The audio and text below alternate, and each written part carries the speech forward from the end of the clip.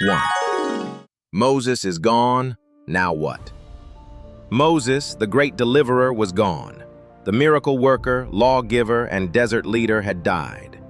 Now, the people of Israel stood poised on the edge of their long-awaited inheritance, the Promised Land, just across the Jordan River. But between them and the land lay giants, walled cities, and the weight of an uncertain future. What happens after the miracle? What comes after the sea parts, after the mountain quakes, after the wilderness journey ends? The book of Joshua is not just ancient history, it's a spiritual blueprint about taking hold of God's promises, facing real-world challenges, and learning what it truly means to walk in covenant with the Almighty. 2. A new leader, a new journey. Leadership passed to Joshua. He was no stranger. He had served Moses faithfully and was one of the 2 spies who had once dared to believe God when others didn't.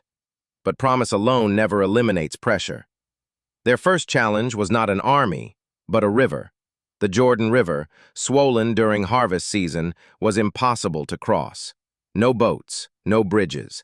And yet God commanded the priests to carry the Ark of the Covenant, the symbol of his presence, into the waters.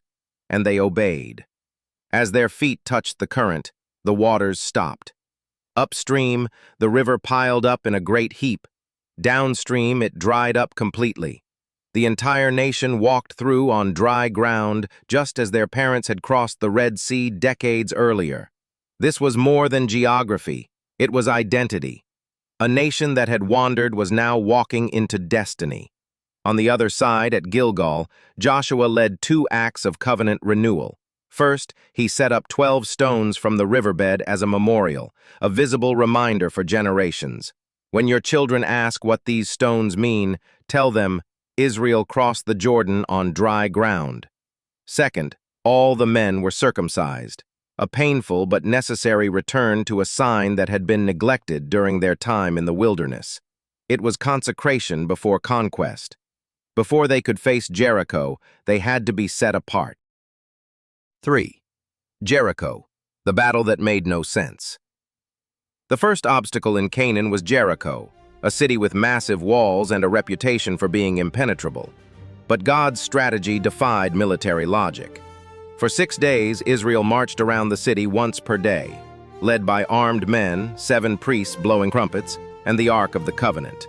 Not a word was spoken, just silent obedience. On the 7th day, they marched around the city 7 times. And after the final trumpet blast, they shouted. Then the walls fell. Not inwards, as expected in a siege, but outward. The city was exposed. Victory wasn't achieved by battering rams or brilliant tactics, but by radical obedience to a ridiculous command. It was God's battle from beginning to end. Amid this miraculous account is the remarkable story of Rahab, a prostitute from Jericho. She had heard of the God of Israel, and in faith, she hid 2 of Joshua's spies. In return, her life and her family were spared. The scarlet cord she hung in her window became a symbol of salvation. Rahab, a Gentile woman with a scandalous past, became part of Israel and ultimately part of the lineage of Jesus. Her story is a reminder. God's grace reaches anyone who believes. 4. Ai, the painful cost of hidden sin. After the stunning victory at Jericho, confidence was high. So, when scouts reported that Ai, a much smaller city, could be taken with just a few thousand men, Israel assumed it would be an easy win. But they were wrong. 36 soldiers died, and the army retreated in fear. Why? What went wrong? The answer wasn't military, it was moral. God had commanded that everything in Jericho be devoted to him. But Achan, a man from the tribe of Judah, disobeyed. He took a beautiful robe, silver and gold, and buried them under his tent. Hidden sin had broken the covenant. God exposed it. Achan confessed, I saw, I coveted, I took, I hid.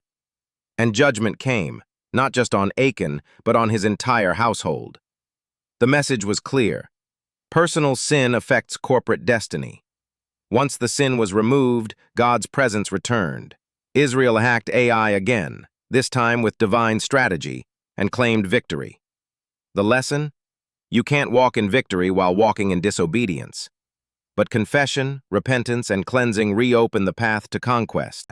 The Gibeonite deception, wisdom without prayer. As Israel's reputation spread, fear grew among the Canaanite nations. Some formed coalitions to fight, but one group, the Gibeonites, chose deception over confrontation. They dressed in worn clothes, carried moldy bread and cracked wineskins, and pretended to come from a distant land. They approached Joshua and said, "We've heard of the Lord your God. Make a treaty with us." And Joshua did. But here's the key line. They did not inquire of the Lord. What seemed wise by human standards turned into a trap. 3 days later, the Israelites discovered the Gibeonites were neighbors, living within the land God had given to them. Because they had sworn an oath, Israel could not kill them. Instead, the Gibeonites were made servants, woodcutters and water carriers, for the house of God. The lesson still echoes today.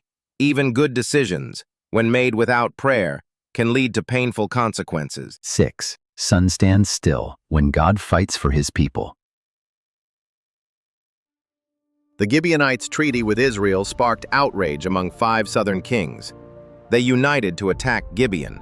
So the Gibeonites cried out to Joshua for help.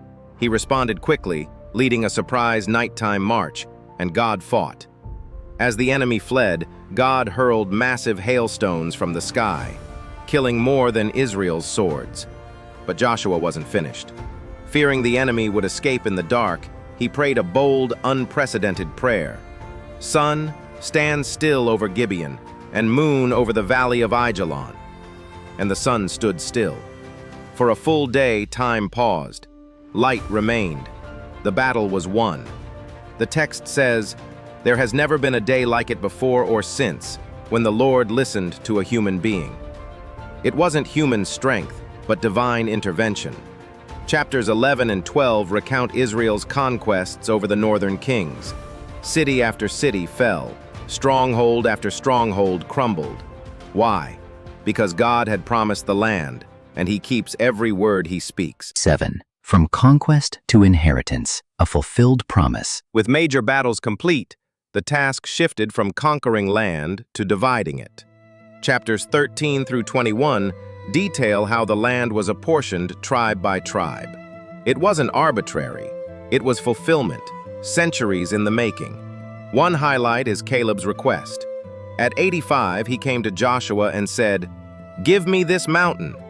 It was the very place where giants still lived, Hebron. But Caleb wasn't afraid. He had waited 45 years and still believed. And God gave him what he had promised. 6 cities were also set aside as cities of refuge, safe havens for those who accidentally killed someone. It was God's way of preserving both justice and mercy.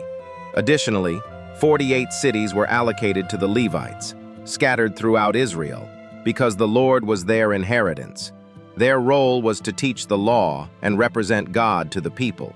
This entire section ends with a resounding declaration. So the Lord gave Israel all the land he had sworn to give their ancestors. Not one of all the Lord's good promises failed. Every one was fulfilled. 8. Joshua's final words. Choose this day. In the closing chapters, Joshua, now old, gathers the leaders and elders. He reminds them of God's faithfulness, how he delivered them, guided them, fought for them, and gave them the land. Then he issues a clear charge. Be very strong. Be careful to obey all that is written in the book of the law of Moses. And then comes the famous challenge. Choose for yourselves this day whom you will serve. But as for me and my household, we will serve the Lord.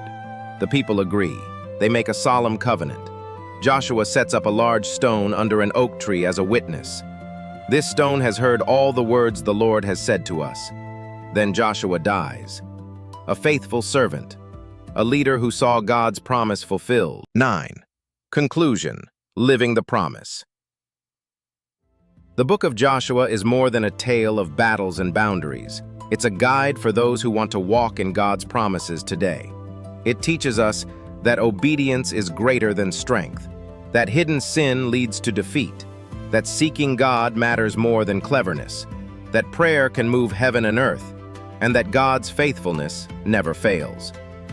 We each face our own Jerichos, barriers too high to scale, our own setbacks that reveal deeper issues, our own Gibeonites, deceptions we fall into when we don't pray. But through it all, God remains the same, faithful, powerful, and present. Joshua's final words echo through time. Choose this day whom you will serve. The promised land is not just a place, it's a calling. Now, like Joshua, we must rise, step into what God has promised, with courage, with faith, and with unwavering obedience.